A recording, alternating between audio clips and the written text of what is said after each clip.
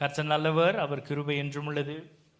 கர்த்தருடைய வார்த்தையை நாம் தியானிக்கலாம். Price the Lord. இந்த நாளின் செய்திக்கு ஆதாரமாய் திருப்பிக் கொள்ளுங்க. யோவான் எழுதின சுவிசேஷம் 5ஆம் அதிகாரம் 24வது வசனத்தை நாம் வாசிக்கலாம். யோவான் எழுதின சுவிசேஷம் 5ஆம் அதிகாரம் 24வது வசனம். என் வசனத்தை கேட்டு என்னை அனுப்பினவரை விசுவாசிக்கிறவனுக்கு நித்திய ஜீவன் உண்டு. அவன் ஆக்கினை தீர்ப்புக்கு உட்படாமல் மரணத்தை விட்டு நீங்கி ஜீவனுக்கு உட்பட்டிருக்கிறான் என்று மெய்யாகவே மெய்யாகவே உங்களுக்கு சொல்லுகிறேன். Praise the Lord. Hallelujah. என் வசனத்தை கேட்டு என்னை அனுப்பினவரை விசுவாசிக்கிறவனுக்கு நித்திய ஜீவன் உண்டு. அவன் ஆக்கினை தீர்ப்புக்கு உட்படாமல் மரணத்தை விட்டு நீங்கி ஜீவனுக்கு உட்பட்டிருக்கிறான் என்று மெய்யாகவே மெய்யாகவே உங்களுக்கு சொல்லுகிறேன். ஹல்லேலூயா, ஹல்லேலூயா. நாம் கொஞ்ச நேரம் இந்த வார்த்தைகளை நாம் தியானிப்போம். கர்த்தர் நம்ம இந்த காலையில் நம்மோடு கூட இடைப்படுவார், நம்மோடு கூட பேசுவார். கர்த்தருடைய வார்த்தையை வாஞ்சையாய் கர்த்தரிடத்திலிருந்து பெற்றுக்கொள்ளுங்க.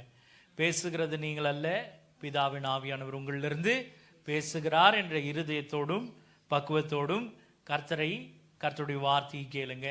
பேசுகிறது நான் என்று நீங்கள் நினைத்தால் அது நானாக இருப்பேன். பேசுகிறது பிதாவினுடைய ஆவியானவர் என்று நீங்கள் விசுவாசிப்பீர்கள் என்றால் அவரே இந்த காலையில் உங்களுக்கு ஊழியம் செய்வார். ஹல்லேலூயா. கண்களை மூடி நாம் கர்த்தரை நோக்கி பார்க்கலாம். இந்த அருமையான காலை வேளையிலே கர்த்தருடைய ஆவியானவர் நம்மோடு கூட இடைப்படும்படி, அவர் நம் மத்தியில் உள்ள ஆவி நம்மோடு கூட பேசும்படி, நம்மை பரிசுத்தப்படுத்தும்படி, நம்மை ஆயத்தப்படுத்தும்படி கர்த்தருடைய சமூகத்தை நோக்கி பார்ப்போம். எல்லாரும் வாய்களை திறந்து கர்த்தரை ஸ்தோத்திரம் பண்ணலாம், கர்த்தரை நோக்கி பார்க்கலாம். Praise the Lord. Hallelujah, hallelujah. உம்மை துதிக்கிறோம் ஆண்டவரே, ஸ்தோத்திரிக்கிறோம், துதிக்கிறோம் கர்த்தாவே. எல்லாரும் வாய்களை திறந்து கர்த்தரை நோக்கி பார்ப்போம். ஹல்லேலூயா, ஹல்லேலூயா, ஹல்லேலூயா, ஹல்லேலூயா, ஹல்லேலூயா, ஹல்லேலூயா. Praise you Father, thank you Lord, hallelujah. Thank you Lord, hallelujah. மூன்றில் ஒன்றாய் ஜொலிப்பவரை முகமுகமா தரிசித்திட, மூன்றில் ஒன்றாய் ஜொலிப்பவரை முகமுகமாய் தரிசித்திட, வாஞ்சையாய் தாவிக்கும் எனதுள்ள வாரும் என்று கூப்பிடுதே, வாரும் என்று கூப்பிடுதே.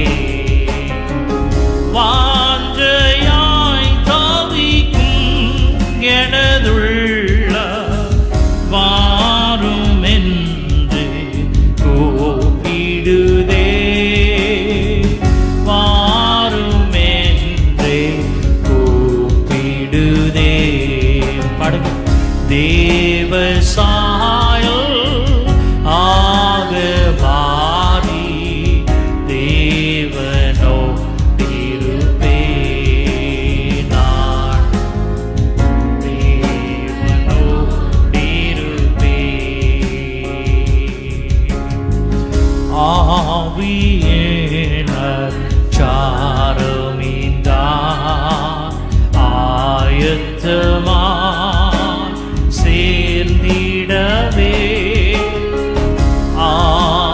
ஆவியேனர் சாரமிந்தார் ஆயத்தமா சேர்ந்திடவே, ஜீவனே எனது கிறிஸ்தேசு, சாவு எந்த ஆதாயமே, சாவு எந்த ஆதாயம், ஜீவனே ஜீவனே எனது கிறிஸ்தேசு, சாவு எந்த ஆதாயமே, சாவு எந்த தேவசாயல்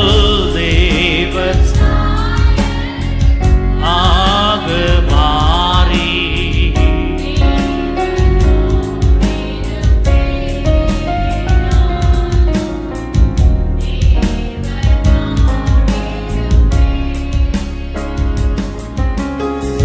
பூமியின் ஊடாரம் என்று பலவீனமே அழிந்திடுமே.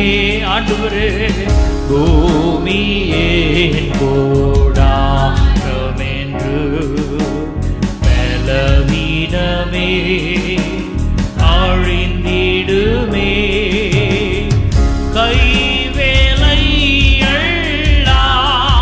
பொன் வீடு கண்டடைந்து வாழ்ந்திடுவே, கண்டடைந்து வாழ்ந்திடுவே.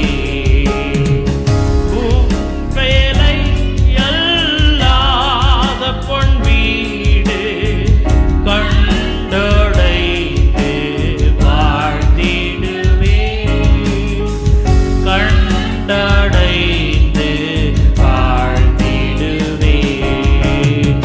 தேவசாயல்லாத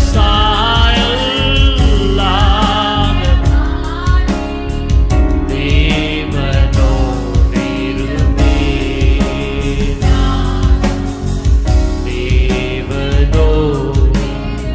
தேவசாயல்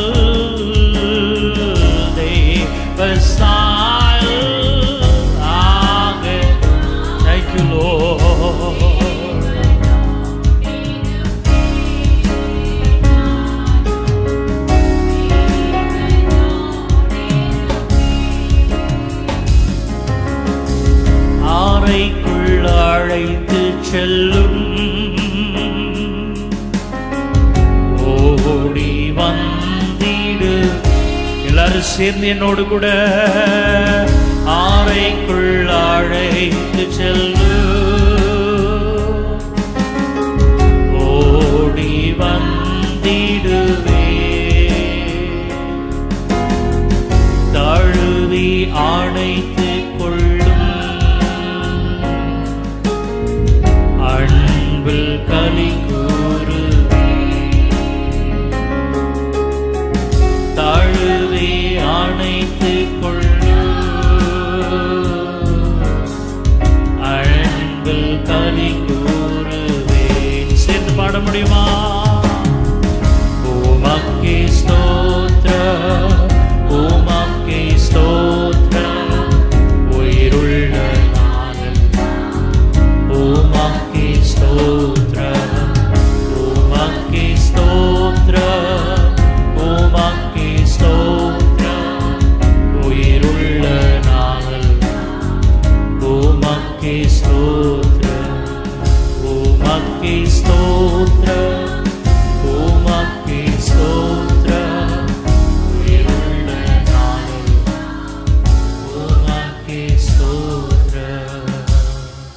மீட்பர் மூலம் ஜெபம் கேட்கிறோம் நல்ல பிதாவே, amen. Praise the Lord.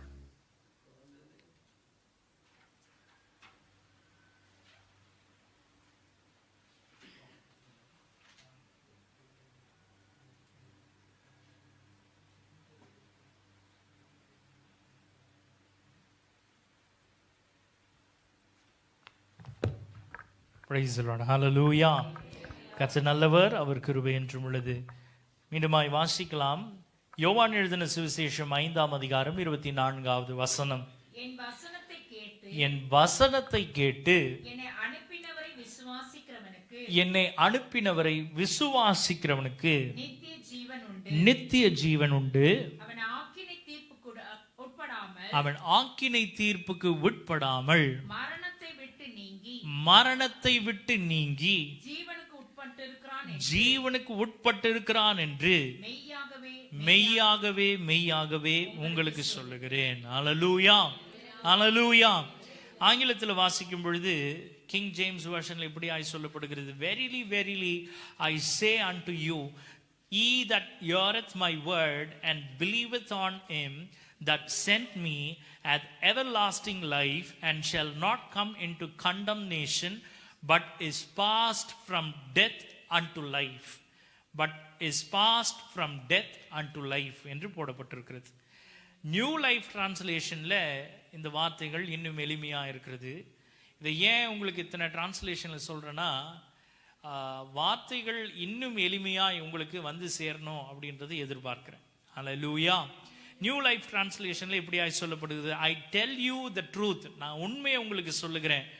those who listen to my message and believe in God who sent me have eternal life. கர்த்தர் சொன்ன வார்த்தையை விசுவாசித்து அவரை அனுப்பினவரை விசுவாசிக்கிறவனுக்கு நித்திய ஜீவன் உண்டு. முதல் காரியம். இரண்டாவது, they will never be condemned for their sins, but they have already passed from death into life. Praise the Lord. They will never be condemned for their sins, but they have already passed from death into life. இந்த காரியம் வேற எங்கேயுமே சம்பவிக்காது. Praise the Lord. வேற எங்கேயுமே இது நடக்காது.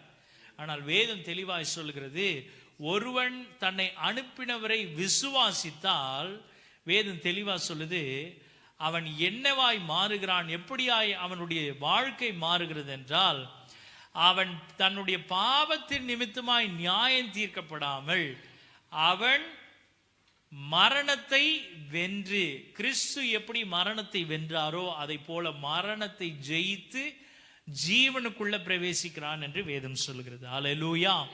இந்த நாளின் செய்தியின் தலைப்பை உங்களுக்கு நான் சொல்லுகிறேன், நித்திய ஜீவன் அருளும் விசுவாசம். Price the Lord.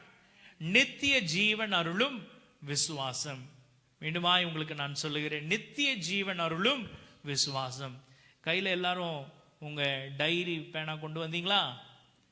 மறுபடியும் உங்களுக்கு சொல்லுகிறேன், இன்னமும் ஒரு வாரம் கூடுமானால் கூட சொல்லுவேன், தொடர்ந்து எல்லா வாரமும் உங்களுக்கு அறிவுறுத்துவேன். என்னன்னா, தயவு செய்து உங்க கைகளில் என்ன கொண்டு வாங்க, டைரியும் பெண்ணையும் கொண்டு வாங்க. வேதத்தில் ஆதாரங்களை குறிக்கிறது மாத்திரமில்லை, உங்க கைப்பட நீங்க எழுதுனா அது உங்க இருதய பலகையில் எழுதுறது போல இருக்கும். அது மனப்பாடமா உங்க இருதயத்தில் உட்காரவும் செய்யும். Price the Lord. அப்ப வசனம் உங்களுக்குள்ள எப்படி பிரவேசிக்கும்னா, ஆவியாயும் ஜீவனாயும் பிரவேசிக்கும். அப்ப இந்த வார்த்தைகளை கேட்கும் பொழுது வருகிற ஜீவன் மாத்திரமல்ல, நீங்க எழுதும் பொழுதும் அது உங்களுக்குள்ள ஆவியாயும் ஜீவனாயும் இருக்கும். Price the Lord. இந்த நாளின் செய்தியின் தலைப்பு நித்திய ஜீவன் அருளும் விசுவாசம். முதல் காரியம் நாம தியானிக்க போகிறோம்.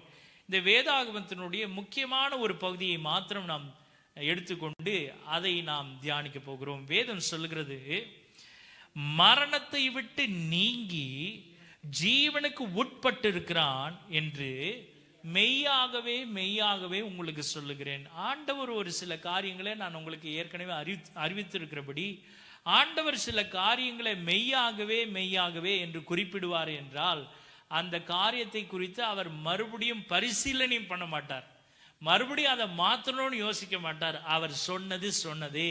Price the Lord.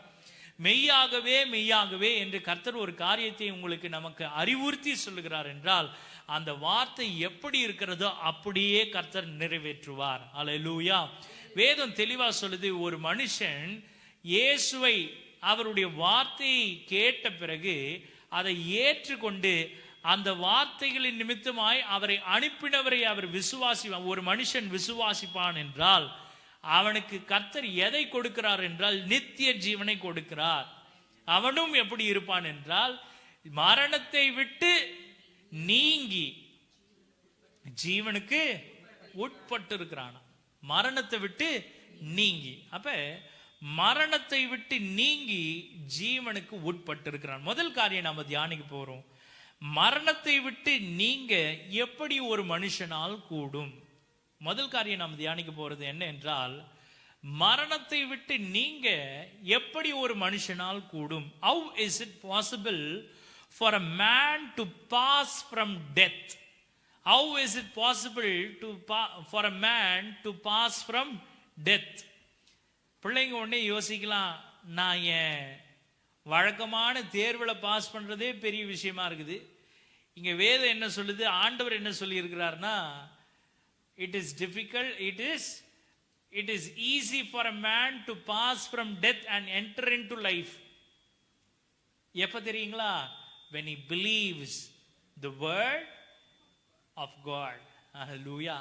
அவர் வார்த்தையை மாத்திரமல்ல, அவரை அனுப்பினவரை விசுவாசிக்கும் பொழுது அவன் மரணத்தை விட்டு நீங்கி ஜீவனுக்கு உட்படுகிறான். ஹல்லேலூயா. இப்போ முதல் காரியம் நாம் தியானிக்கலாம், மரணத்தை விட்டு நீங்க எப்படி ஒரு மனுஷனால் கூடும். யோவான் எழுதின சுவிசேஷம் 5ஆம் அதிகாரம், நீங்கள் வாசித்த அதே 5ஆம் அதிகாரத்தினுடைய முதல் வசனத்திலிருந்து 14ஆம் வசனம் வரைக்கும் நாம் வாசிக்க போகிறோம்.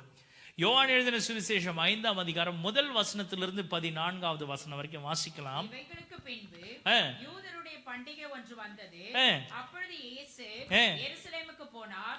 எபிரேய பாஷையிலே பெதஸ்தா என்னப்பட்ட ஒரு குளம் எருசலேமில் ஆட்டு வாசலின் அருகே இருக்கிறது.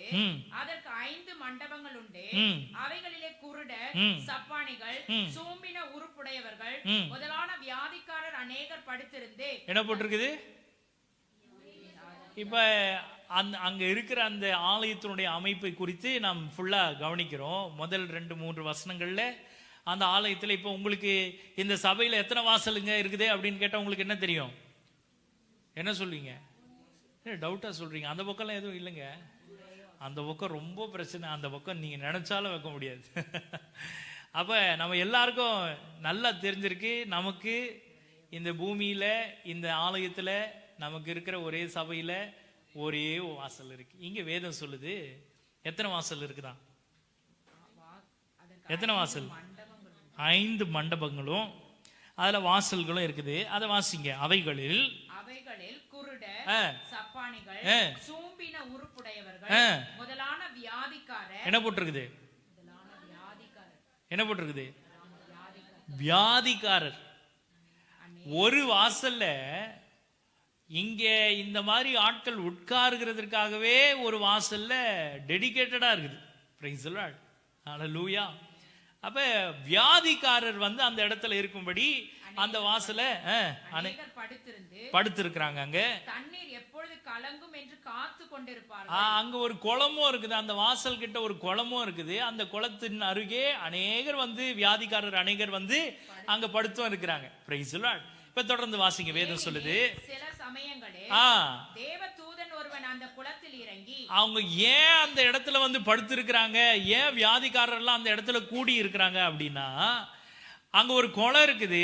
அந்த குளத்துல தேவதூதன் ஒருவன் அந்த குளத்தில் இறங்கி தண்ணீரை கலக்குவான். தண்ணீர் கலங்கின பின்பு யார் முந்தி அதில் இறங்குவானோ அவன் எப்பேற்பட்ட வியாதிஸ்தனா இருந்தாலும். நல்லா கவனிச்சீங்களா? முந்தி எந்த மனுஷன் அந்த குளத்துக்குள்ள இறங்குறானோ அவன் எப்படிப்பட்ட வியாதிஸ்தனா இருந்தாலும் என்ன ஆயிடுவான்? விசுவாசிக்கிறீங்களா? நம்புறீங்களா? Price the Lord. அப்ப இன்னைக்கு கூட நம்முடைய சபையில இன்றைக்கு அப்பேற்பட்ட ஒரு வாய்ப்பு இருந்ததுன்னா, வசதி இருந்ததுன்னா நாமளும் என்ன செய்திருவோம்?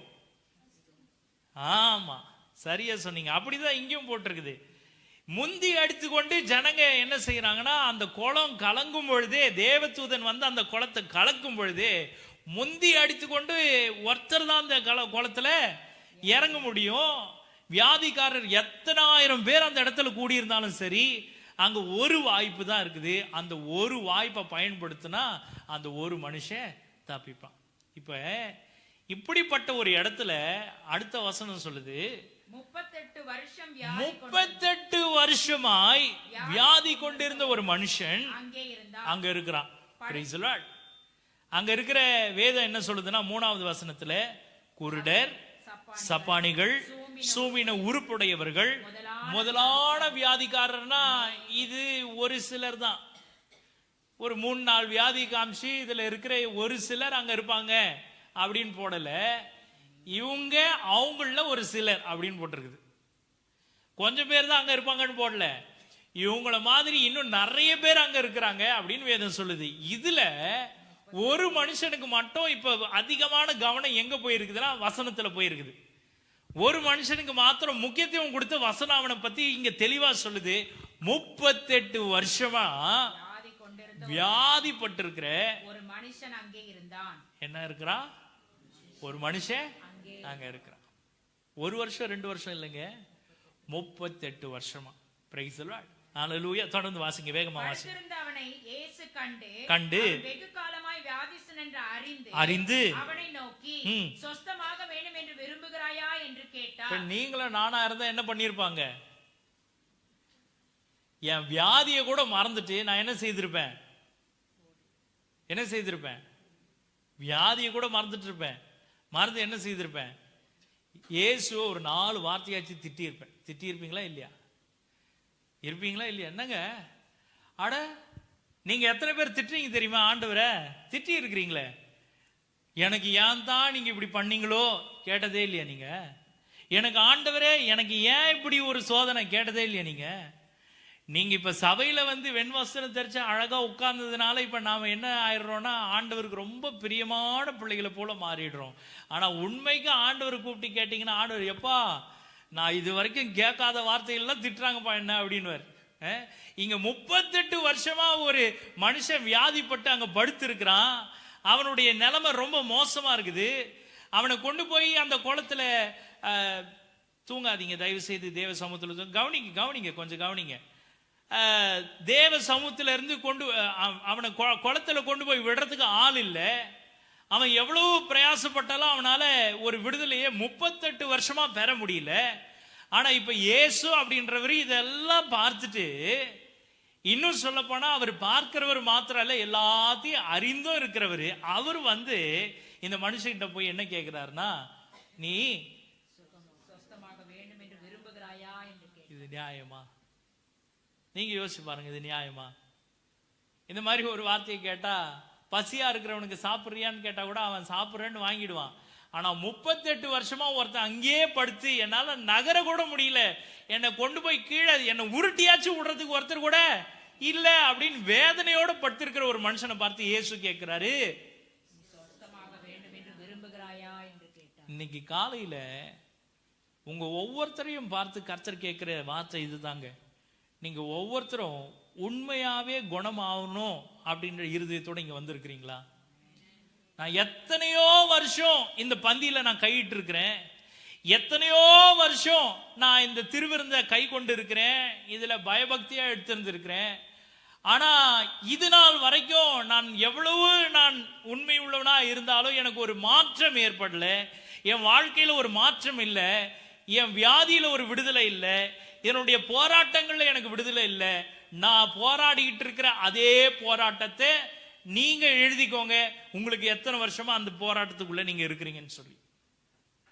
வியாதி எதனால வந்ததுன்றத பிற்பாடு தியானிக்கலாம்.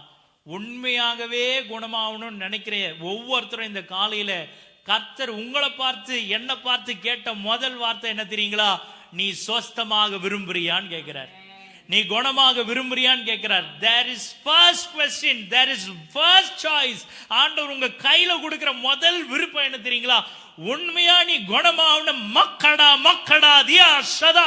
இந்த காலையில கர்த்தர் உன்னை பார்த்து நேரடியா கேட்கிற வார்த்தை, உனக்கு அதுல விருப்பம் இருக்குதா? Are you ready? நீங்க அதுல விரும்புறீங்களா? இப்பேற்பட்ட குணத்தை பெறுகிறதற்கு, இப்பேற்பட்ட சுகத்தை பெறுகிறதற்கு உங்களுக்கு முதல்ல விருப்பம் இருக்குதா? நாம எத்தனையோ முறை அதை குறித்து ஜெபம் பண்ணியிருக்கலாம், எத்தனையோ முறை அதுக்காக நீங்க உபவாசம் பண்ணியிருக்கலாம், எத்தனையோ முறை எல்லா கிட்டையும் எல்லா ஊழியக்காரங்க கிட்ட போய் ஜெபம் பண்ணியிருக்கலாம், நீங்க எங்கெங்கயோ ஓடி போய் அதுக்கு மருத்துவம் பார்த்துருக்கலாம்.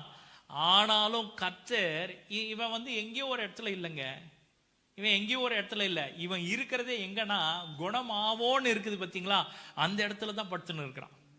நீங்க நினைக்கிறீங்க இவன் வந்து எங்கேயோ ஒரு இடத்துல இருக்கிறதுனால கர்த்தர் வந்து கேட்கிறாரு, உனக்கு குணம் வேணுமா, உனக்கு சுகம் வேணுமான்னு கேட்கிறாரு நீங்க நினைக்கலாம். ஆனா உண்மை அப்படி இல்லை. வேதம் தெளிவா போட்டிருக்குது, ரொம்ப அழகா போட்டிருக்குது. எல்லாரும் குணமாகணும்னு நினைக்கிற இடத்துல தான் இவனை வந்து படுத்துன்னு இருக்கிறான். படுத்துன்னு இருக்கிற இடத்துல தான் கர்த்தர் வந்து கேட்கிறாரு, உனக்கு சொஸ்தமாகணும்னு விருப்பம் இருக்குதா? Praise the Lord. தொடர்ந்து வாசிங்க, வேகமா அதற்கு வாசிங்க. வியாதிஸ்தன், ஆண்டவரே, தண்ணீர் கலக்கப்படும் போது என்னை குளத்தில் கொண்டு போய் விடுகிறதற்கு ஒருவரும் இல்லை, நான் போகிறதற்குள்ளே வேறொருவன் எனக்கு முந்தி இறங்கி விடுகிறான் என்றார். இயேசு அவனை நோக்கி, எழுந்திரு, உன் படுக்கை எடுத்துக்கொண்டு நட என்றார். உடனே அந்த மனுஷன் சொஸ்தமாகி தன் படுக்கை எடுத்துக்கொண்டு நடந்து போனான்.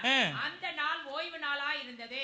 ஆதலால் யூதர்கள் குணமாக்கப்பட்டவனை நோக்கி, இது ஓய்வு நாளா இருக்கிறதே, படுக்கை எடுத்துக்கொண்டு போகிறது உனக்கு நியாயம் அல்ல என்றார்கள். அவன் அவர்களுக்கு பிரதியுத்தரமாக, என்னை சொஸ்தமாக்கினவர் உன் படுக்கை எடுத்துக்கொண்டு நடவென்று எனக்கு சொன்னார் என்றார். அதற்கு அவர்கள், உன் படுக்கை எடுத்துக்கொண்டு நடவென்று உன்னுடனே சொன்ன மனுஷன் யார் என்று அவனிடத்தில் கேட்டார்கள். சொஸ்தமாக்கப்பட்டவன் அவர் இன்னார் என்று அறியவில்லை.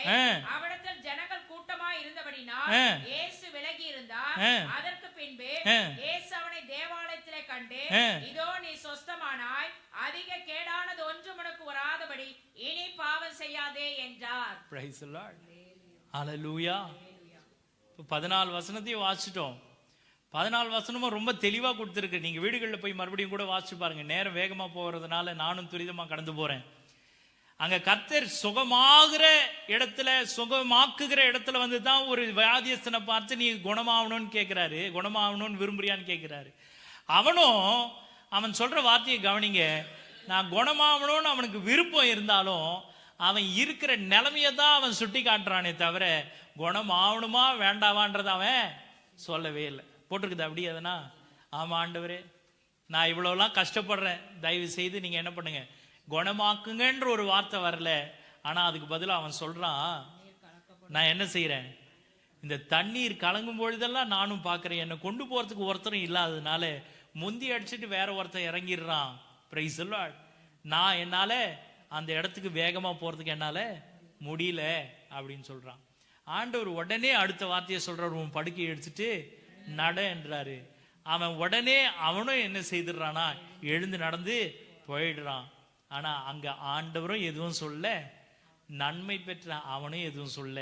வேதம் அப்படியே அடுத்த காரியங்களுக்கு கடந்து போயிடுச்சு. Price the Lord. ஆண்டவரும் அந்த இடத்துல இருந்து விலகி ஓரமா ஜனங்கள் மத்தியில அப்படி மறைஞ்சிட்டாரு. இவனும் அவருக்கு சுகம் கொடுத்த தெய்வம் யார் என்பதை அறிந்து கொள்ளாமலேயே போயிட்டான். இன்றைக்கு நாமும் நம்மில் அநேகரும் இதே தான் செய்துட்டு இருக்கிறோம். என்ன செய்யறோம்னா, சுகம் கிடைக்கிற இடத்துக்கு வரோம், சுகம் வேண்டும் என்று வாஞ்சிக்கிறோம், சுகத்தையும் பெற்றுக்கொள்ளுகிறோம், கர்த்தரிடத்திலிருந்து நன்மையும் பெற்றுக்கொள்ளுகிறோம். ஆனால் என்ன தெரியுங்களா, எனக்கு சுகத்தை கொடுத்தவர் யார் என்று இன்னும் நான் தெரிஞ்சுக்கல. எனக்கு விடுதலையை கொடுத்த ஆண்டவர் எப்பேற்பட்டவர் யார் என்பதை இன்னும் நான் என்ன செய்யலனா, அறிந்து கொள்ள தெரிந்து கொள்ள நான் விருப்பமே படல. ஆனா நான் என்ன செய்யறேன்னா, சுகமாக்குற இடத்துக்கு வந்து போயின்னு இருக்கிறேன். எத்தனை வருஷமா? 38 வருஷமா. Praise the Lord. 38 வருஷம் நான் அப்படியே தான் இருக்கிறேன். என்கிட்ட எந்த மாற்றமும் இல்லை. ஆனா திடீர்னு ஒரு நாள் வந்து அவர் கேட்கிறாரு, என்னிடத்துல திரும்பி சொல்றாரு, உண்மையாவே உனக்கு சுகம் வேணும் நீ விரும்புறியானா? அப்பயும் நான் என்னதான் சொல்றேன்னா, ஆண்டவரே நானும் வரணும்னு தான் யோசிக்கிறேன், ஆனா எனக்கு முன்னாடி ஒருத்தன் வந்துடுறான். நானும் உங்ககிட்ட சேரணும்னு தான் யோசிக்கிறேன், ஆனா எனக்கு முன்னாடி யாராவது. நானும் என்ன செய்யறேன்னா, ஏமாற்றத்தோட 38 வருஷமா இதே இடத்துல, 38 வருஷமா நீங்க ஒரே இடத்துல உட்காந்து போயிடலாம். உங்களுக்கு வேண்டிய சுகமோ உங்களுக்கு கிடைக்காமலே போயிடும். ஆனா கர்த்தர் என்ன திரும்ப எதிர்பார்க்கிறார்? உண்மையா இந்த காலையில இந்த வார்த்தையை எப்பொழுதும் வந்து எடுக்கிற ராபோசனம். 15-16 வருஷமா இந்த ஊழியத்தில் இருக்கிற ஒவ்வொருத்தரும் எப்பொழுதும் வந்து எடுக்கிற ராபோசனத்தை போல இல்ல. இந்த காலையில கர்த்தர் முதல் காரியம் உங்ககிட்ட கேட்கணும்னு நினைக்கிறது என்ன தெரியுங்களா? உண்மையாவே உனக்கு சுகம் வேணுமா? உண்மையாகவே நீ மாறணும்னு நினைக்கிறியா? உண்மையாகவே உன் பாவம் மன்னிக்கப்படணும் நீ நினைக்கிறியா? உண்மையாகவே உனக்கு ஒரு மாறுதல் வேண்டும் என்று எதிர்பார்க்கிறியா? இந்த காலையில கர்த்தர் உன்னை பார்த்து கேட்கிறார். தேவ ஜனமே, கர்த்தருடைய வார்த்தை நேரடியாக வருகிறது. மக்களாதிய சதரல பௌதியா, கர்த்தர் உங்களை பார்த்து நேரடியா கேட்கிறாரு, இன்றைக்கு உனக்கு சுகம் வேண்டுமா? அப்ப என்ன செய்யணும் தெரியுங்களா?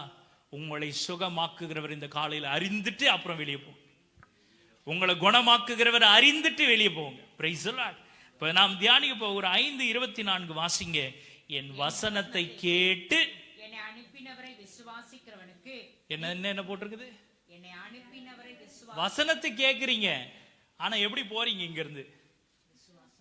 அப்படி போறீங்களா? அப்படி போறீங்களா?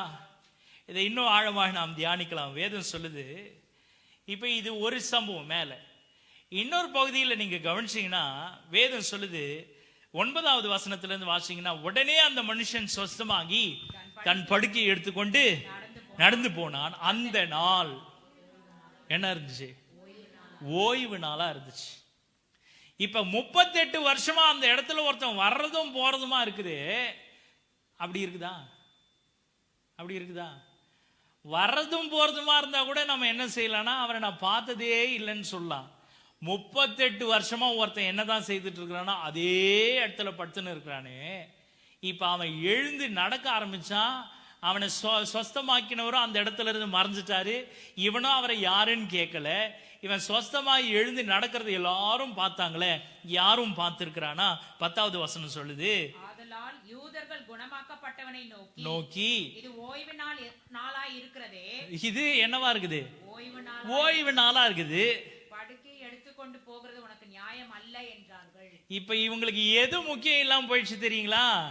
38 வருஷமா படுத்தே கடந்து இருக்கிற ஒருத்தன் இன்னைக்கு திடீர்னு எழுந்து நடக்கிறானேன்றது அவன் மண்டைக்குள்ள ஓடல.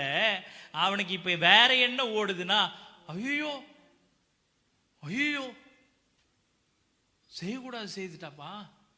என்ன செய்துட்டான்? ஓய்வு நாள்ல எழுந்து நடந்து போயின்னு இருக்கிறான். அவனுக்கு இஷ்டமானது செய்துன்னு இருக்கிறான். அவன் கண்ணை எது மறைச்சிருச்சு தெரியுங்களா? அவன் சொஸ்தமானது, அவன் குணமானது, இது வரைக்கும் 38 வருஷமா அவன் செய்யாத ஒரு விஷயத்தை அவன் செய்திருக்கிறான்றதே மறந்து போச்சு. ஒரு மனுஷன் குணமானது, பாவத்திலிருந்து விடுதலையானது ஒரு மனுஷன் அதை பார்க்கிற ஜனங்களுக்கு இப்ப என்ன இல்லை, முக்கியமா இல்லை. இப்ப எது அவனுக்கு முக்கியம்னா, செய்யக்கூடாத ஒரு விஷயத்தை அவன் செய்துட்டான். என்னது?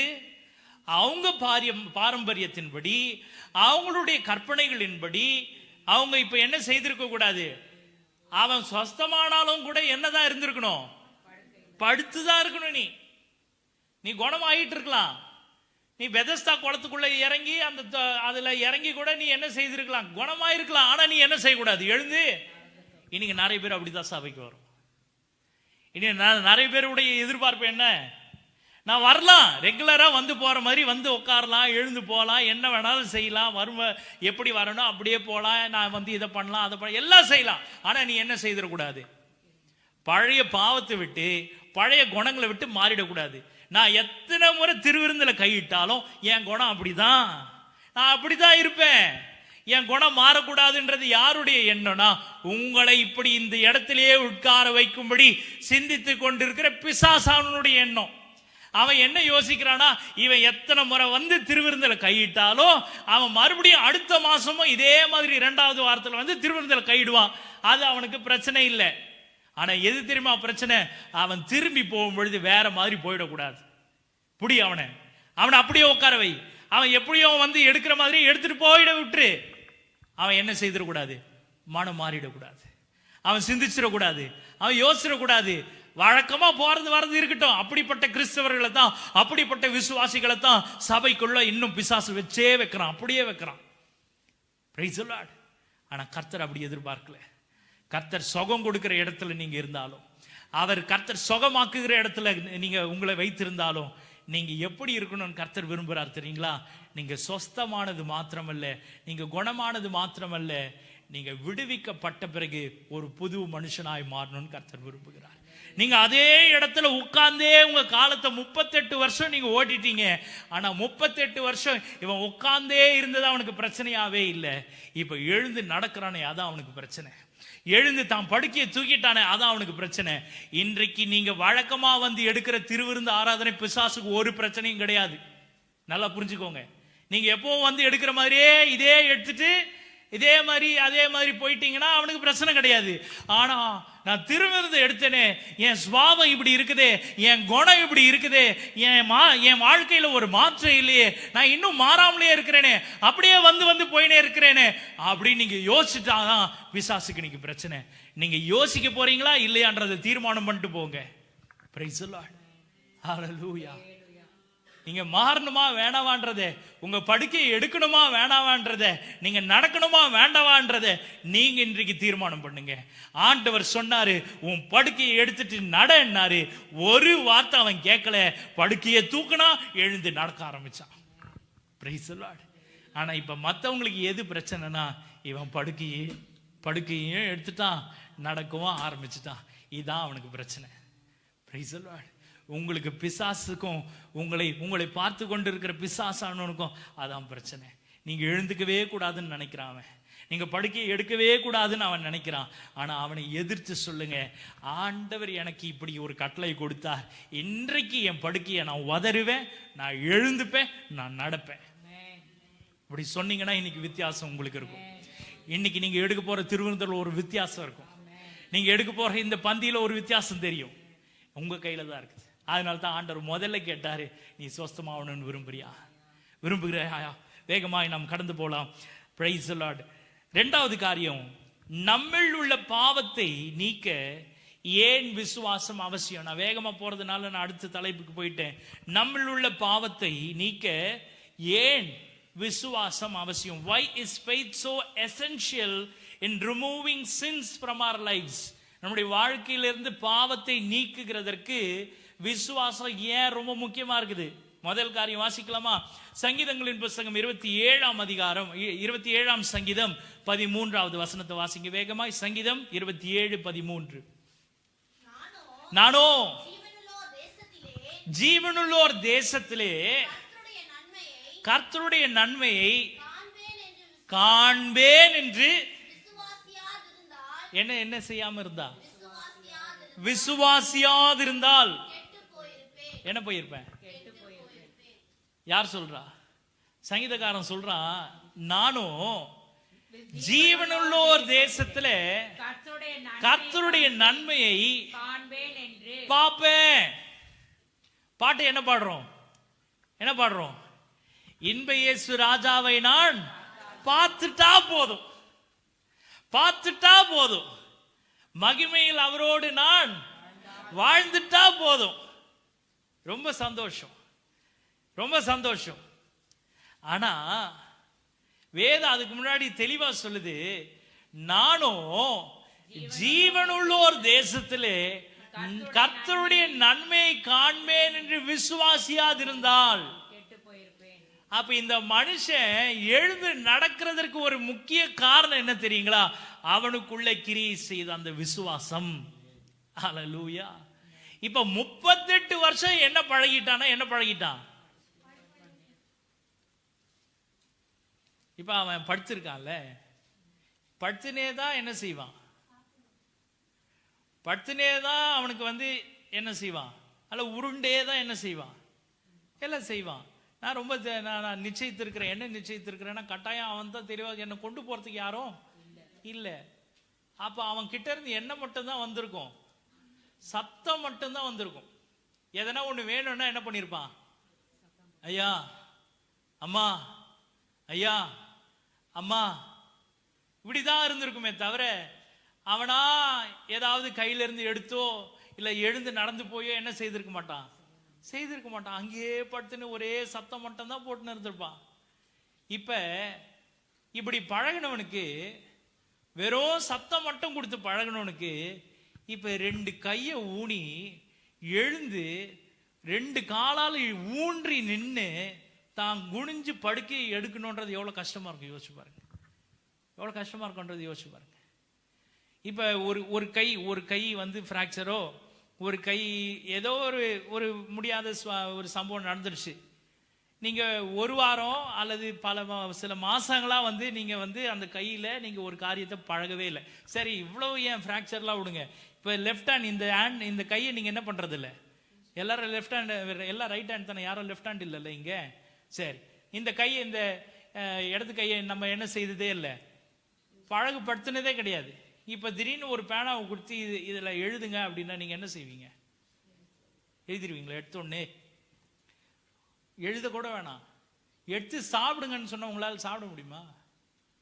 லெஃப்ட் ஹேண்ட்ல ஒரு ஸ்பூனை கொடுத்து இதுல எடுத்து சாப்பிடுங்கன்னா கூட இதை எடுக்கிறதுக்கும் சிரமமா இருக்கும். ஒரு சிலருக்கு எடுத்து சாப்பிடுறது இன்னும் அதை விட சிரமமா இருக்கும். ஏன் அப்படின்னா இது பிறந்ததுல இருந்தே பழக்கம் கிடையாது. 38 வருஷமா ஒருத்தனுக்கு சத்தம் கொடுத்து மட்டும்தான் பழக்கமே தவிர எழுந்திருக்கவோ ஊனவோ நிக்கவோ படுக்கைய குனிஞ்சு எடுக்கவோ பழகினதே கிடையாது. ஆனா அவன் எதை தெரியுமா விசுவாசா? என்கிட்ட சொன்னவர் அவர் வார்த்தையை விசுவாசி அவர் யார் என்பதை அறிந்துகிட்டு அவன் என்ன செய்தானா, எழுந்திருன்னு உடனே படுக்கை எடுத்துட்டு எழுந்துட்டான். Praise the Lord. நானோ ஜீவனுள்ள ஒரு தேசத்துல கர்த்தருடைய நன்மையை பார்ப்பேன். இன்னைக்கு இங்க இருக்கிற ஒருத்தர் கூட நீங்க விசுவாசிக்கலன்னா நீங்க என்னவா தான் இருப்பீங்க? 38 வருஷமா என்னால எழுந்துக்க முடியும் அப்படின்றத அவன் விசுவாசிக்கவே இல்லை. இப்ப திடீர்னு சொன்னா மட்டும் எப்படி விசுவாசம் வந்துடும்? அப்படி அவன் எப்படி எழுந்து நடந்துட முடியும் அப்படின்னு அவன் யோசிச்சிருந்தானா அவன் எப்படிதான் போயிருந்திருப்பான்?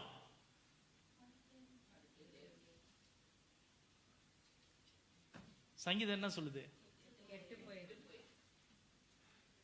நீங்க சொன்னீங்களா கொஞ்சம் முன்னாடி, அவன் மேல என்னதான் வந்திருக்கும்? நாற்றம் தான் வந்திருக்கும். எது நாற்றம் அடிக்கும்? கெட்டு போனது நாற்றம் அடிக்கும். அங்கேயே கெட்டு போயிருந்திருப்பான். 38 வருஷம் இல்ல, அவனுக்கு ஆண்டவர் ஆயுசு நாட்களை கூட 70 வருஷமே அவன் அங்கேயே இருந்தாலும் அவன் அதை விசுவாசிக்காம இருந்திருந்தா அதே இடத்துல கெட்டு தான் போயிருப்பான். இன்றைக்கும் இந்த திருவிருந்துல நான் கையிட்டுட்டு நான் போய் என் வாழ்க்கையில மாற்றம் வரும் அப்படின்றத நான் விசுவாசிக்கலனா நானே இப்படிதான் இருந்திருப்பேன். அவ்வளவுதான். நான் எத்தனை முறை வேணாலும் இதுல வந்து கையிடலாம், எத்தனை முறை வேணாலும் இதை வந்து நான் தைரியமா வந்து கையிடலாம்.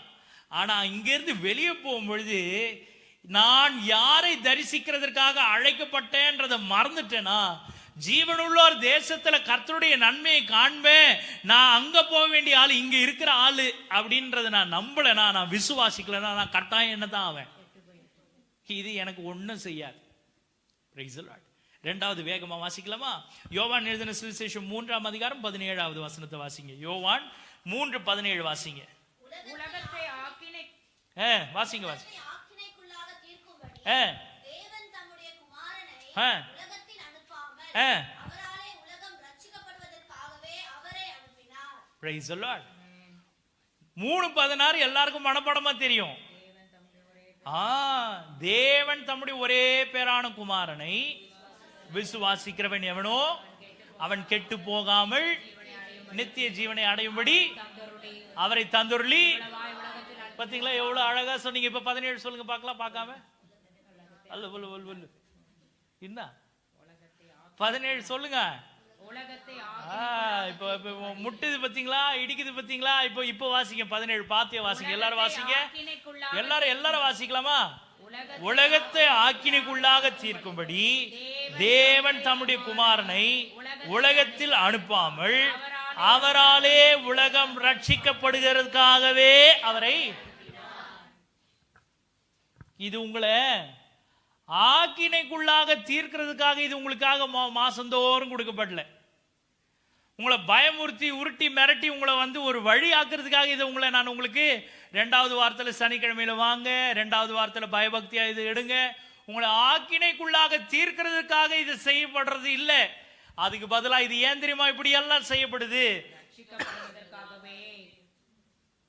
ஆண்டவர் அந்த 38 வருஷமா வியாதியஸ்தனா இருந்த அவனையும் பார்த்து என்ன தெரியுமா சொன்னாரு? அவன் அது வரைக்கும் அவரை அறியவே இல்லை, தெரிஞ்சுக்கவே இல்லை. மறுபடியும் அவனை தேவாலயத்துல பார்த்த பிறகு ஆண்டவர் சொல்றாரு, நீ என்ன பண்ண? மறுபடியும் வாசிங்க 14 வாசிங்க.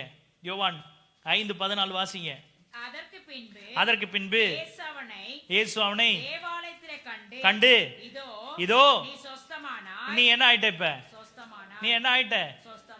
நீ இதை எடுத்தப்பவே நீ குணம் ஆயிட்டியா? ஆயிட்டோமா? நீ எடுத்தப்பவே குணமாயிட்ட. நான் உனக்கு சொன்ன பத்தியா, நீ விசுவாசிக்கிறதுக்கு முன்னாடியே உன்னை நான் குணம் ஆக்கிட்டேன், எழுந்து நடன்னு சொல்லும் பொழுதே லாசருவை பார்த்து லாசருவே வெளிவான்னு சொன்ன மாத்திரத்துல அவன் எழுந்துட்டான். அவர் சொன்ன மாத்திரத்துல சுகம் வந்துருச்சு, அவர் சொன்ன மாத்திரத்துல விடுதலை வந்துருச்சு, அவர் சொன்ன மாத்திரத்துல ஜீவன் வந்தது, உடனே நடந்தது. ஆனா இப்ப அடுத்ததுதான் ரொம்ப முக்கியம். அதிக அதிக கேடானது ஒன்றும் உனக்கு வராதபடிக்கு நீ என்ன செய்யாத. இதுதான் முக்கியம், இதுதான் ரொம்ப முக்கியம். ஆண்டவர் உங்களை கொண்டு வந்து ஆக்கினைக்குள்ளாக தீர்க்கிறதற்காக இந்த பூமிக்கு வரல. அதுக்கு பதிலா தம்முடைய ரத்தத்தையும் தம்முடைய சரீரத்தையும் உங்களுக்கு கொடுத்தது எதுக்கு தெரியுங்களா? உங்களை ஆக்கினை தீர்ப்பு அடையாமல் நீங்கள் ரட்சிக்கப்படணும். ஜீவனுள்ள ஒரு தேசத்துல கர்த்தருடைய நன்மையை பார்க்கும்படி கர்த்தர் இதை கொடுக்கிறார். இதுல பங்கிடுறவன் நிதானித்து இதை பங்கிட்டா இவன் எங்க இருப்பானா? ஜீவனுள்ள ஒரு தேசத்துல அவருடைய நன்மையை பார்க்க முடியும். அதை அருளும்படிக்கே அவர் வந்தார். உங்களை நியாயம் தீர்க்கிறதுக்காக கர்த்தர் வரல. அவர் வந்தது நீங்கள் அவரோடு கூட இருக்கணும், நீங்கள் காப்பாற்றப்படணும், நீங்கள் ரட்சிக்கப்படணுன்றதுக்காகவே அவர் இறங்கி வந்தார். ஹல்லேலூயா. அதனால தான் அவனுக்கு சொஸ்தமாக்கின பிறகு, அவனுக்கு சுகத்தை கொடுத்த பிறகு, உனக்கு சுகம் கொடுக்கறது எனக்கு ரொம்ப ஈஸிப்பா. நான் ஒரு வார்த்தையை சொன்னா நீ சுகமாயிடுவே, நான் ஒரு வார்த்தையை சொன்னா நீ குணமாயிடுவே. அது ரொம்ப சிம்பிள், அது ரொம்ப முக்கியம் இல்லை. அதை விட முக்கியமானது என்ன தெரியுமா? இதை விட கேடானது ஒன்றும் உனக்கு வந்துடக்கூடாது. 38 வருஷம் இதுலயே இருந்துட்டேன். 38 வருஷமா நீ செய்ததே செய்துன்னு இருக்கிற. 38 வருஷமா வெறும் சத்தம் மட்டும் தான் கேக்குது. ஆனா இப்ப நீ எப்படி இருக்கிறா? நீ விடுதலையாய் எழுந்து நடக்க ஆரம்பிச்ச பத்தியா? இதுக்கப்புறம் நீ என்ன செய்யாதனா, இனி இதை விட மோசமான சூழ்நிலை உனக்கு. அப்ப ஒண்ணு தெளிவா தெரிஞ்சிச்சு, ஒரு மனுஷன் பாவம் செய்து அதை விட்டு திரும்பின பிறகு மறுபடியும் அந்த இடத்துக்கு போவானே என்றால் அதை விட அவனுக்கு மோசமான நிலைமை இருக்காது அப்படின்ற வசனம் சொல்லுது.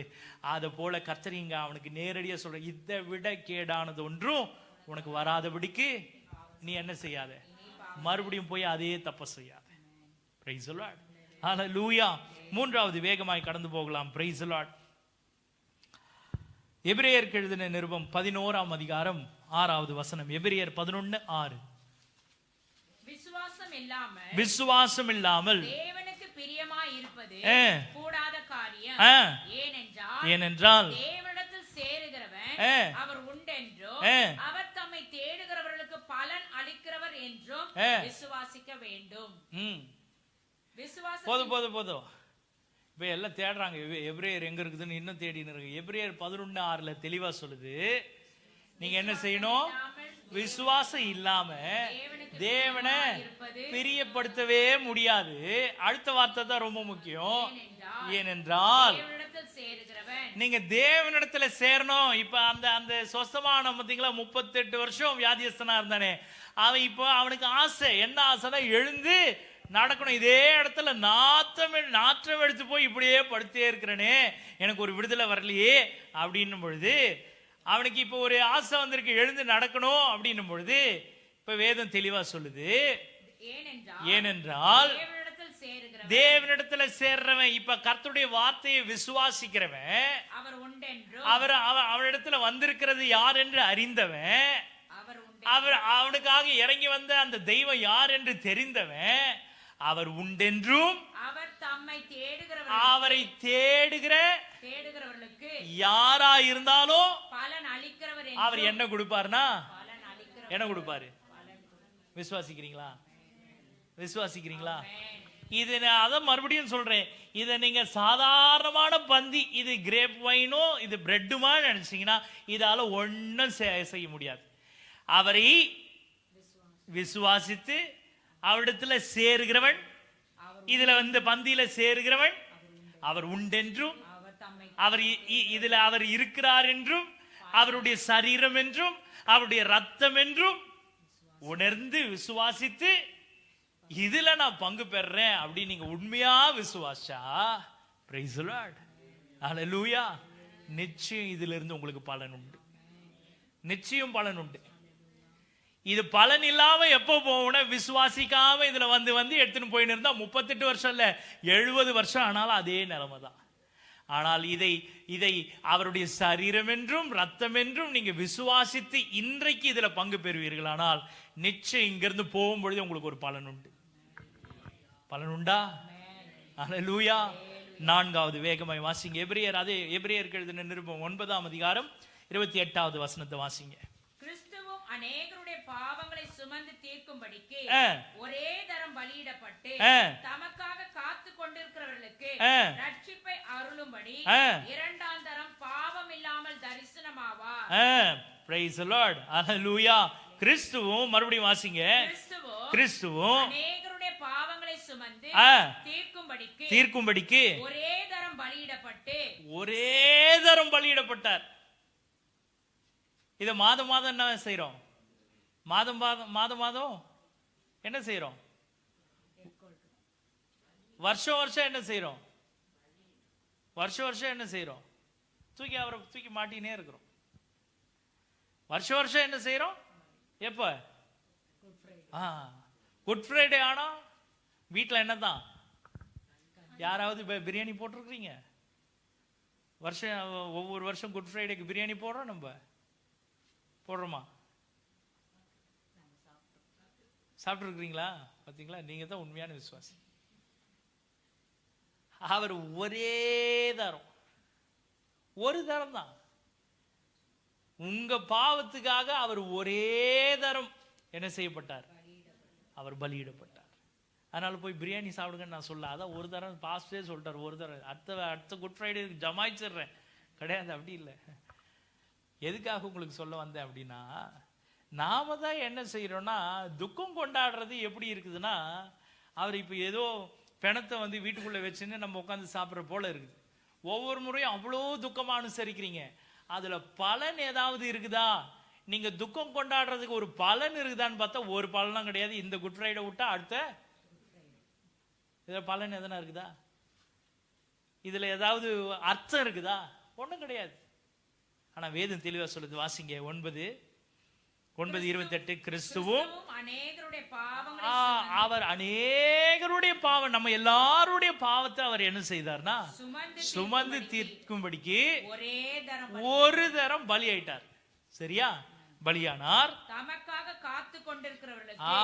தமக்காக காத்திருக்கிறவங்களுக்கு ரட்சிப்பை அருளும்படி இரண்டாம் தரம் பாவம் இல்லாமல் தரிசனமாவார். ஹல்லேலூயா. ஒரு தரம் பலியிடப்பட்டாரு, ஒரு தரம் உங்க பாவத்தை மன்னிச்சாரு. மறுபடியும் கேடானதொன்றும் உனக்கு வராதபடிக்கு நீ என்ன செய்யாத?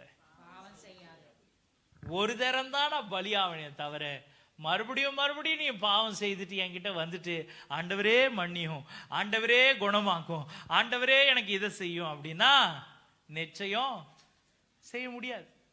அதை தெளிவா அவனுக்கு சொன்னாரு.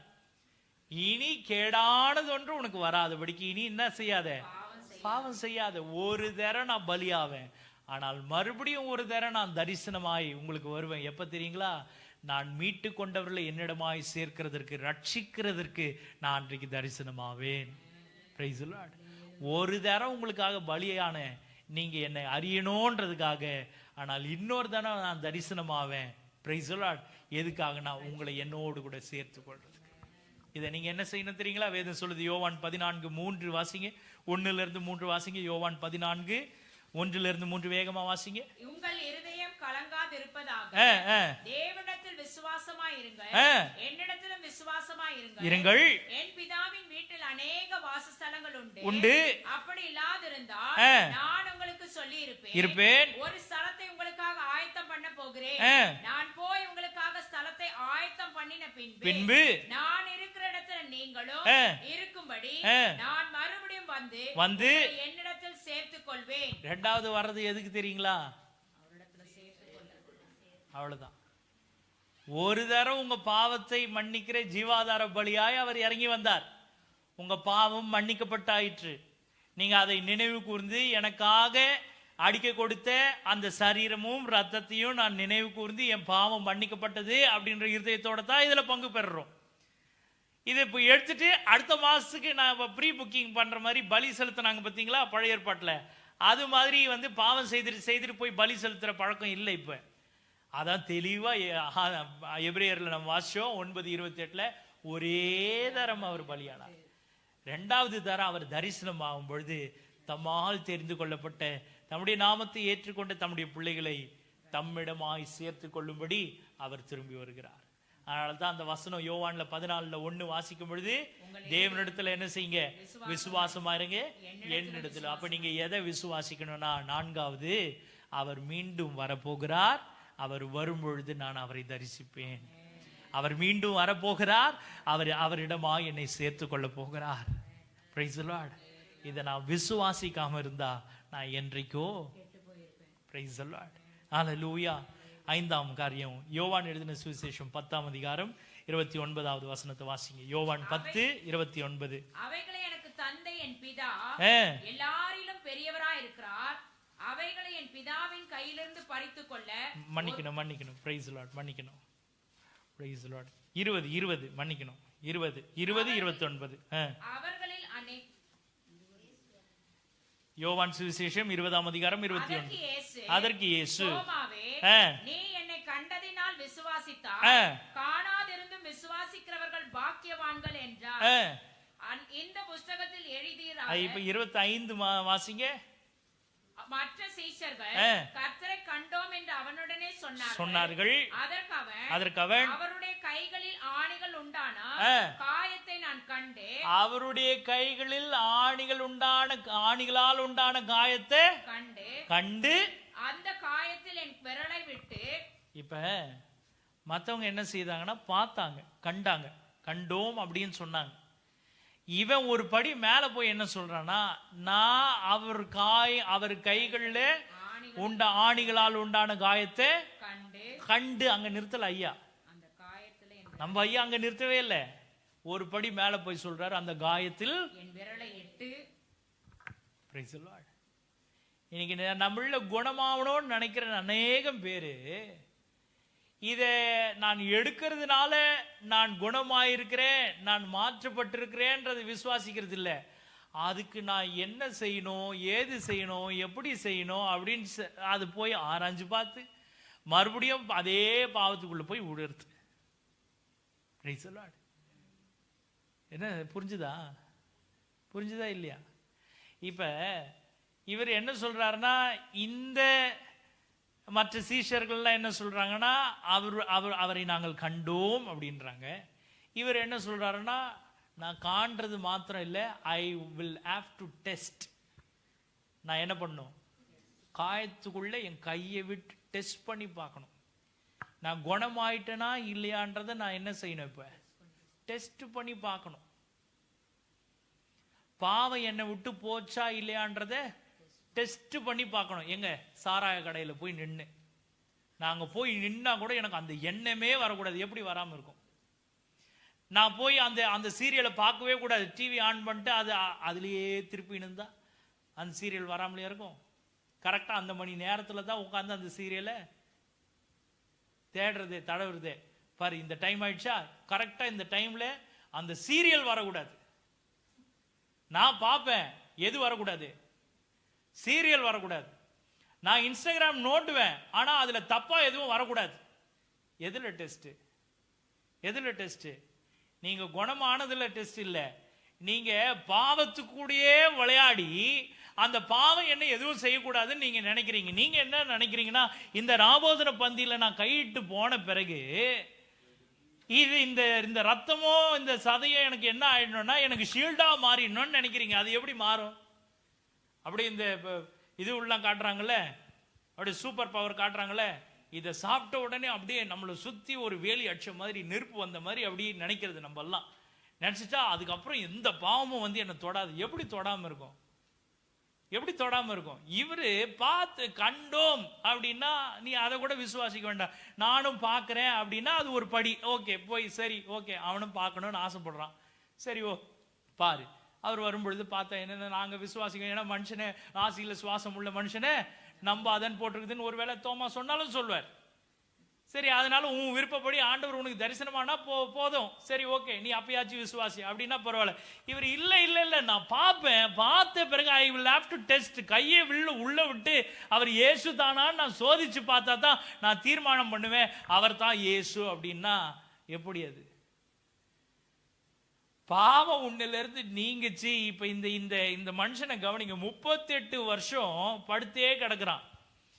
எழுந்து நட அப்படின்னு படுக்கையை எடுத்துட்டு நடன்னு படுக்கையை எடுத்துட்டு நடந்தான்.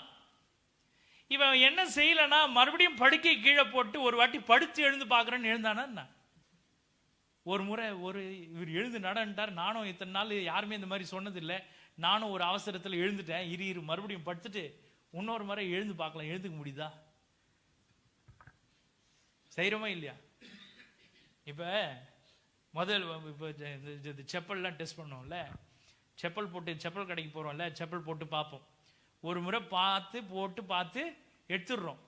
எடுத்துட்ட பிறகு அந்த கடைக்காரரை பார்த்து, அது எடுத்து வச்சிடாதீங்க, கொஞ்சம் இருங்க, இன்னொரு 2 போட்டு பார்த்துட்டு. இதனால தான் ஷாப்பிங் போனால் எவ்வளோ நேரம் ஆகுது? என்னங்க ஆகுது? பாதிக்கப்பட்டவர் சொல்றார் தெளிவா.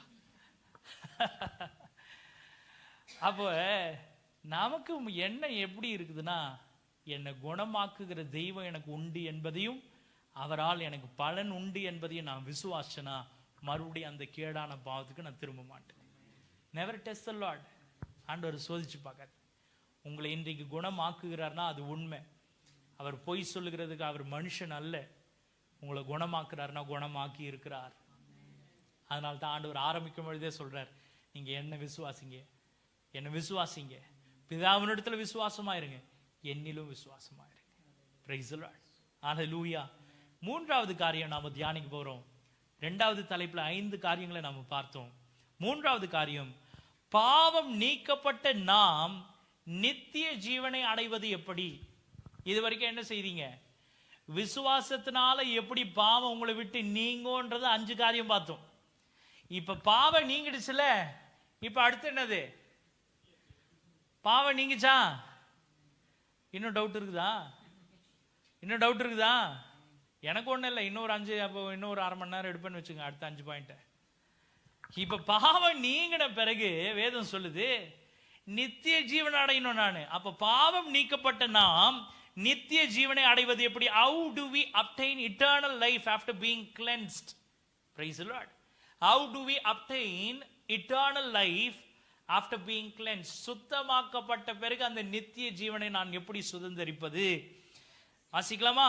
அப்போஸ்தலர் 7ஆம் அதிகாரம் 39வது வசனத்தை வாசிங்க. 37ல இருந்தே வாசிங்க. இஸ்ரவேல் புத்திரரை நோக்கி உங்கள் தேவனாகிய கர்த்தர் உங்கள் சகோதரரிலிருந்து என்னைப் போல ஒரு தீர்க்கதரிசி உங்களுக்காக எழும்ப பண்ணுவார், அவருக்கு செவி கொடுப்பீர்களாக என்று சொன்னவன் இந்த மோசேயே. இவன் தான் இந்த மோசேயே. சீனாய் மலையில் தன்னுடனே பேசின தூதனோடு நம்முடைய பிதாக்களோடும் கூட வனாந்திரத்தை சபைக்குள் இருந்தவனும் நமக்கு கொடுக்கும்படி ஜீவ வாக்கியங்களை பெற்றவனும் இவனே. இவனுக்கு நம்முடைய பிதாக்கள் கீழ்ப்படிய மனதாயிராமல். இப்ப இந்த வார்த்தைகளை கொண்டு வந்து உங்ககிட்ட விதைச்சிட்டேன். இது என்ன பத்தி இல்ல, அன்றைக்கு மோசையை பத்தி இப்படிப்பட்ட வார்த்தைகள் சொல்லப்பட்டது. அதை நாம் எல்லாம் அறிஞ்சிருக்கிறோம். இப்ப வேதம் தெளிவா சொல்லுது 31ல, இவனுக்கு நம்முடைய பிதாக்கள் கீழ்ப்படிய மனதாயிராமல் இவனை தள்ளிவிட்டு தங்கள் இருதயங்களில் எகிப்துக்கு திரும்பி. எங்க திரும்பிட்டாங்க?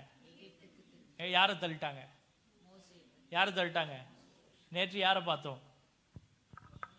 அவர் யார்? அவரு நேத்தே மறந்தாச்சு. அவர் மீட்பர். அவர் இங்க இயேசு யாரு? மீட்பர். அன்றைக்கு மோசேயினுடைய வார்த்தையை தள்ளிட்டாங்க. இன்றைக்கு வேதம் சொல்லுது, யோவான் எழுதின சுவிசேஷத்துல நம்ம வாசிச்சோம் 5:24, என் வசனத்தை கேட்டு என்னை அனுப்பினவரை விசுவாசிக்கணும். அன்றைக்கு இஸ்ரவேல் ஜனங்க என்ன தீர்மானம் பண்ணாங்கன்னா, அவர்களுடைய மீட்பரை அவங்க கேட்டாங்க, விசுவாசிக்க மனதில்லாமல் என்ன செய்தாங்க? வார்த்தையை தள்ளி அவங்க இருதயம் எங்க போச்சுன்னா எகிப்துக்கு போச்சு. இன்றைக்கு கர்த்தருடைய வார்த்தையை எல்லாரும் கேட்டுட்டு இருக்கிறோம்.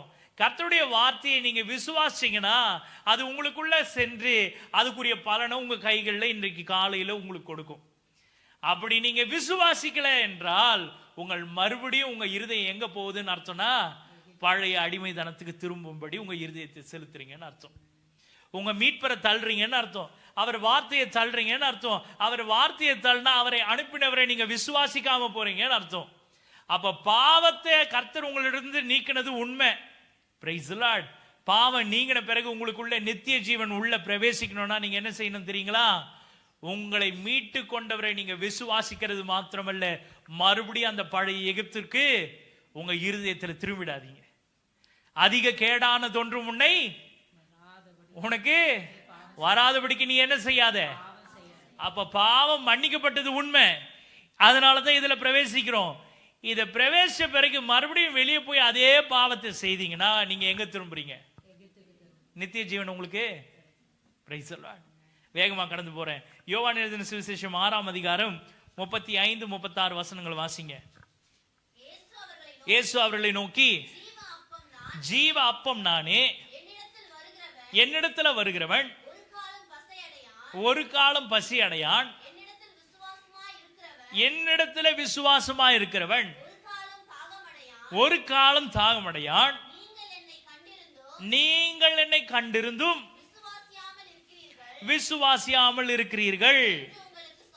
Price the Lord. ஹல்லேலூயா. தோமா என்ன செய்தார்னா, கண்டும் என்ன செய்யல, விசுவாசாரா? விசுவாசிக்கல. அவர் என்ன செய்யணும்னு எதிர்பார்த்தார்னா, கையை விட்டு பார்க்கணும்னு எதிர்பார்த்தார். Price the Lord. வானத்திலிருந்து இறங்கி வந்த ஜீவாப்பம் நான் தான் அப்படின்றத விசுவாசி இன்றைக்கு பந்தியில கையிட்டீங்கன்னா, இந்த ஜீவ அப்பம் உங்களை இன்றைக்கு குணமாக்கும். இந்த ஜீவ அப்பம் உங்களை சொஸ்தமாக்கும். இந்த ஜீவ அப்பம் உங்களை விடுதலையாக்கும். இதை நம்பி இந்த இடத்துல போனீங்கன்னா உங்களால என்ன செய்ய முடியும்? அந்த நித்திய ஜீவனை அடையும் ஸ்லாக்கியத்தை உங்களால பெற முடியும். இல்ல நாங்க இந்த வார்த்தைகளை தள்ளி மறுபடியும் எங்க இருதயங்கள் எகிப்துக்கு தான் போகணும்னு நீங்க ஆசைப்பட்டீங்கன்னா, அதே அடிமைத்தனத்துக்கு தான் நாங்க திரும்பணும்னு ஆசைப்பட்டீங்கன்னா, தாராளமா கர்த்தர் உங்களை தடுக்கவே மாட்டார். நீங்க என்னை கண்டும் நீங்க என்ன கேட்டும் நீங்க என்ன செய்யல, விசுவாசிக்கல. Price the Lord.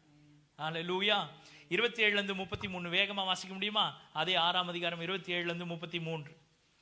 அழிந்து போகிற போஜனத்திற்காக அல்ல, நித்திய ஜீவன் வரைக்கும் நிலைநிற்கிற போஜனத்திற்காகவே கிரியை நடப்பியுங்கள். அதை மனுஷகுமாரன் உங்களுக்கு கொடுப்பார். அவரை பிதாவாகிய தேவன் உத்தரித்திருக்கிறார் என்றார். அப்பொழுது அவர்கள் தேவனுக்கு ஏற்ற கிரியைகளை நடப்பிக்கும்படி நாங்கள் என்ன செய்ய வேண்டும் என்றார்கள். இப்ப நீங்க இதுல பங்கு பெற்றுட்டீங்க.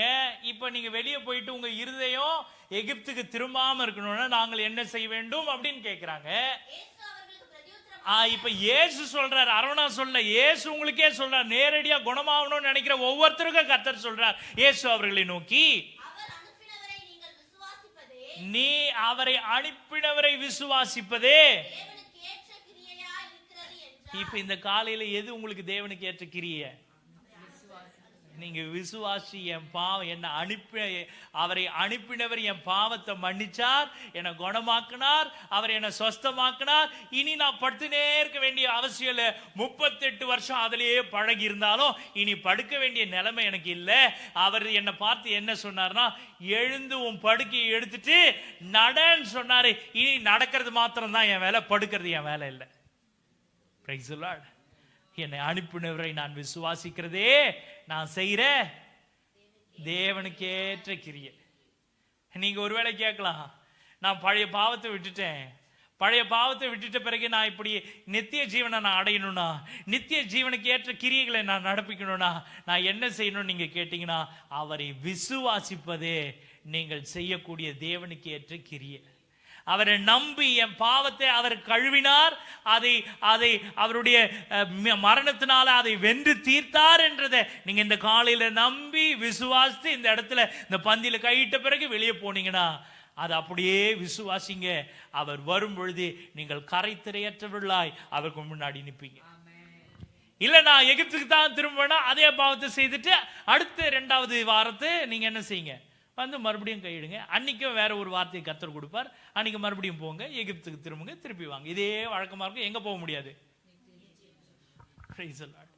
3வது கடைசியா வாசித்து முடிக்கலாம். யோவான் எழுதின சுவிசேஷம் 20ஆம் அதிகாரம் 24-27 வாசிங்க. யோவான் எழுதின சுவிசேஷம் 12 ஒருவனாகிய திதிமு என்னப்பட்ட தோமா என்பவன் அவர்களுடனே கூட இருக்கவில்லை. மற்ற சீஷர்கள் கர்த்தரை கண்டோம் என்று அவனுடனே சொன்னார்கள். அதற்கு அவன், அவருடைய கைகளில் ஆணிகளில் உண்டான காயத்தை நான் கண்டு அந்த காயத்தில் என் விரலை இட்டு என் கையை அவருடைய விலாவிலே போட்டால் ஒழிய விசுவாசிக்க மாட்டேன் என்றார். மறுபடியும் 8 நாளைக்கு பின்பு அவருடைய சீஷர்கள் வீட்டுக்குள்ளே இருந்தார்கள். தோமாவும் அவர்களுடனே கூட இருந்தான். கதவுகள் பூட்டப்பட்டிருந்தது. அப்பொழுது இயேசு வந்து நடுவே நின்று, உங்களுக்கு சமாதானம் என்றார். பின்பு அவர் தோமாவை நோக்கி, நீ உன் விரலை இங்கே நீட்டி என் கைகளை பார், உன் கையை நீட்டி என் விலாவிலே போடு, அவிசுவாசியாயிராமல் விசுவாசியாயிரு என்றார். டெஸ்ட் பண்றதுக்கு அனுமதிச்சார் ஆண்டவர். ஆனா என்ன சொல்றாருன்னா, மறுபடியும் உள்ள கையை விட்டு டெஸ்ட் பண்ண பிறகு என்ன செய்யாத, இது அவர் இல்லைன்னு சொல்லிடாது தயவு செய்து. இன்னைக்கு அப்படி இருக்குது, எல்லாம் செய்துடுறான். டெஸ்ட் பண்ணி பார்ப்பேன், அவர் தான் சோதிச்சு பாருன்னு சொன்னார்ல, சோதிச்சும் பார்க்கறான். ஆனாலும் என்ன தெரியுமா செய்யல, விசுவாசி மறுபடியும் அவரிடத்துல திரும்பல. அதனால தான் ஆண்டவர் தெளிவா சொல்றாரு, நீ கையை கூட விட்டு பார்த்துக்கோ, I am granting you permission, உனக்கு பர்மிஷன் கொடுக்குறேன். ஆனா தயவு செய்து என்ன செய்திடாத, விட்டு பார்த்த பிறகு இது அவர் மாதிரி இல்லை, இது அவர் பிளட் குரூப் இல்லை, இது அவர் சதை இல்லைன்னு மட்டும் சொல்லாது.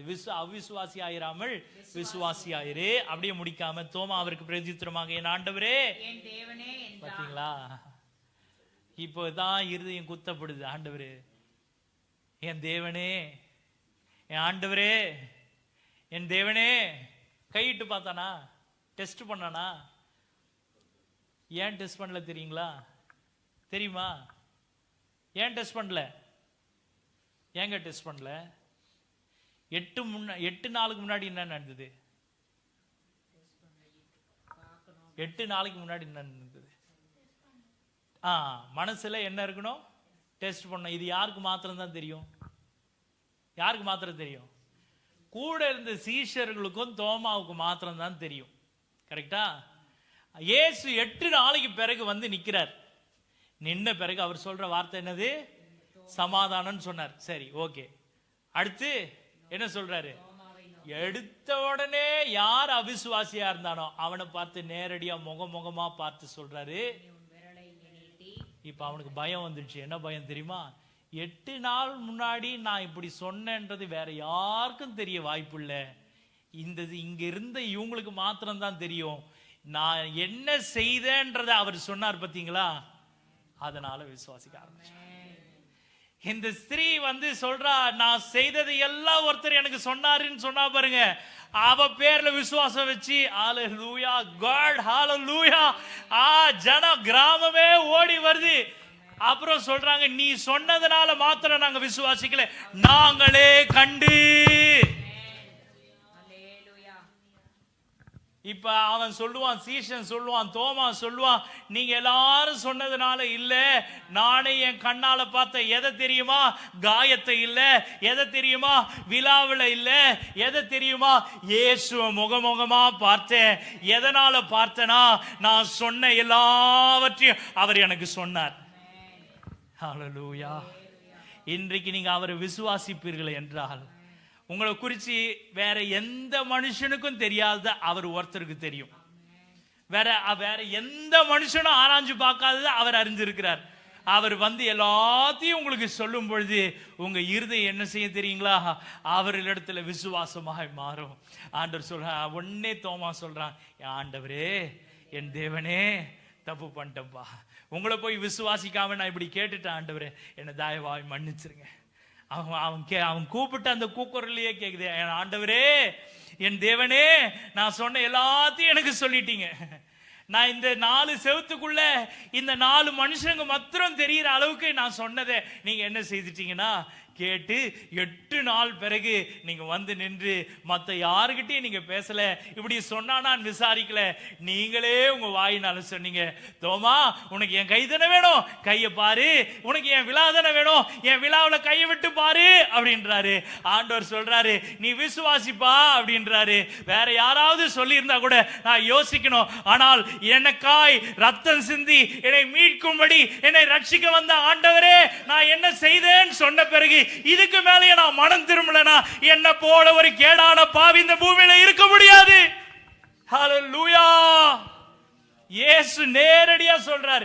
இது நீங்க ஒருவேளை அர்வனாவுடைய வார்த்தைன்னு நினைச்சீங்கன்னா இது அர்வனாவுடைய வார்த்தையாவே இருக்கும். ஆனா இந்த காலையில இயேசு உங்ககிட்ட நேரடியா முகமுகமா பார்த்து சொல்றார், இது உனக்கான வார்த்தை. என் மேல விசுவாசமா இருந்தால் தேவனுடைய மகிமையை காண்பா என்பதில் சந்தேகமே இல்லை. தேவஜனமே, ஹல்லேலூயா, ஹல்லேலூயா. 31வது வசனத்தை வாசி முடிக்கலாமா? வேதம் சொல்லுது, இயேசு தேவனுடைய குமாரனாகிய கிறிஸ்து என்று நீங்கள் விசுவாசிக்கும்படியாகவும் விசுவாசித்து அவருடைய நாமத்தினாலே நித்திய ஜீவனை அடையும்படியாகவும் இவைகள் எழுதப்பட்டிருக்கிறது. நீங்க 1 மணி நேரம் மேல கேட்ட இந்த ஒவ்வொரு வார்த்தையும் எதுக்கு தெரியுமா எழுதப்பட்டிருந்துச்சு? இன்றைக்கு காலையில ஏன் தெரியுமா எழுதப்பட்டது? நீங்க விசுவாசித்து நித்திய ஜீவனை பெறணும். நீங்க வந்து சும்மா பந்தியில கையிட்டு போறதுக்காக இல்ல. நீங்க வந்து சும்மா எப்போ வழக்கம் போல வந்து அப்படியே பழைய பழக்க தோஷத்துல வந்து போற வண்ணமா இல்ல. இந்த காலையில இந்த இந்திய கிறிஸ்துவ பூர்ண சுவிசேஷ சபையில இருக்கிற ஒவ்வொருத்தரும் கர்த்தருடைய வார்த்தையை கேட்ட பிறகு அவர்கள் விசுவாசித்து நித்திய ஜீவனை அடையும்படிக்கு கர்த்தர் தம்மை தந்தருளினார், தம்முடைய வார்த்தையை தந்தருளினார். இந்த காலையில இந்த வார்த்தைகளை கேட்டுக்கொண்டிருந்த ஒவ்வொருத்தர் மீதும் கர்த்தர் தம்முடைய ஆவியை பொழிந்தருளினார். எத்தனை பேர் ஆமென் சொல்றீங்க? அப்படியே இருக்கிற இடங்கள்ல எல்லாரும் எழுந்து நின்றுங்க, எழுந்து நில்லுங்க. இந்த வார்த்தையை நாம் ஜெபிக்க போறோம். ஜெபிச்சு கர்த்தருடைய பந்தியில கையிட போறோம். ஹல்லேலூயா. எல்லாம் ஜெபத்தோட எழுந்து நில்லுங்க. ஆண்டவர் இப்ப உங்ககிட்ட பேசின வார்த்தை நேரடியா ஆண்டவர் என்கிட்ட பேசினாருன்னு நீங்க விசுவாசிங்கன்னா, நேரடியா கர்த்தருடைய வார்த்தை என்னிடத்துல வந்தது நீங்க விசுவாசிங்கன்னா, தேவ ஜனம் இந்த காலையில கர்த்தருடைய வார்த்தையை கேட்ட உடனே நீங்க ஒப்பு கொடுங்க.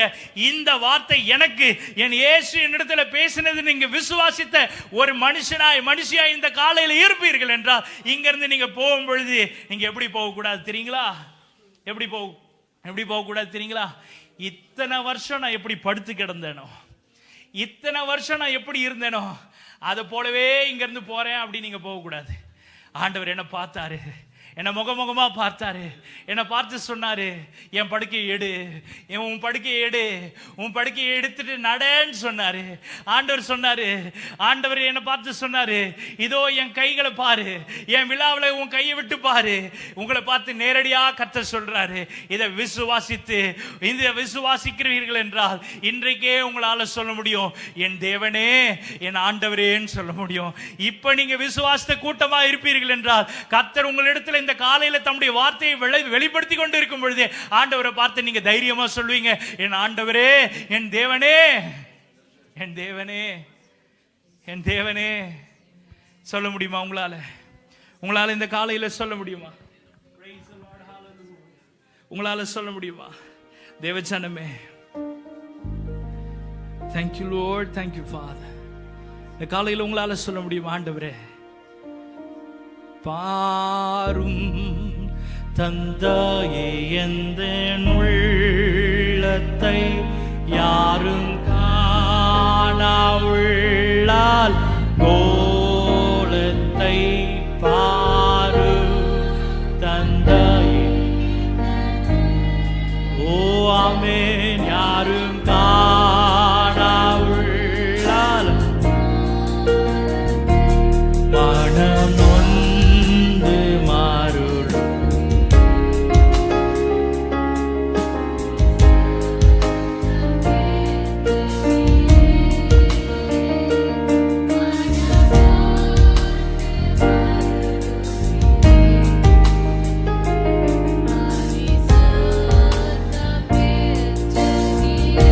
மனம் தந்தையே பாரு தந்தையே எந்த உள்ளத்தை யாரும் பாராவுள்ளாத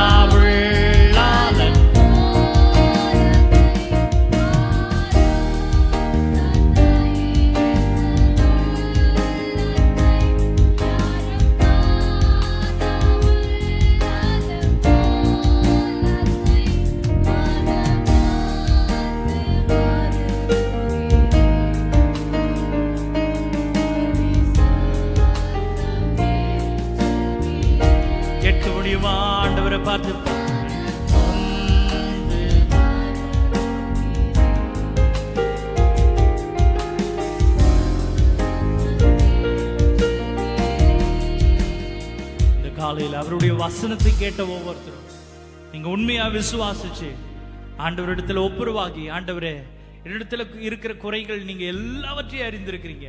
அந்த 4 செவுத்துக்குள்ள அந்த 4 மனுஷர்கள் மத்தியில பேசின அந்த வார்த்தையை இயேசு கேட்டிருந்தார் என்பதை எப்போ தோமா விசுவாசானோ உடனே ஆண்டவரை பார்த்து என் ஆண்டவரே, என் தேவனே என்று கூப்பிட்டான். ஹல்லேலூயா. இன்றைக்கு இந்த பூட்டப்பட்ட அறைக்குள்ள கர்த்தர் இருக்கிறார் நீங்க விசுவாசிங்கன்னா, இன்றைக்கு அவர் சமூகத்துல நீங்க ஒப்புரவாகி ஆண்டவரிடத்துல சொல்லுங்க. அப்பொழுது கர்த்தர் உங்களுக்கு எதை கொடுக்க வல்லவராக இருக்கிறார் என்றால், நீங்க ஒவ்வொருத்தரும் எதிர்பார்த்து இருக்கிற அந்த நித்திய ஜீவனை உங்களுக்கு கொடுக்கும்படி அவரே நமக்காய் பலியானார். அவரே நமக்காய் பலியானார். இந்த காலையில் அவரே நமக்காய் பலியானார். உண்மையா விசுவாசிக்கிறவங்க பந்திக்கு ஆயத்தமாகலாமா? பந்திக்கு ஆயத்தப்படலாமா? எல்லாரும் பந்திக்கு ஆயத்தப்படலாமா? இன்றைக்கு நீங்க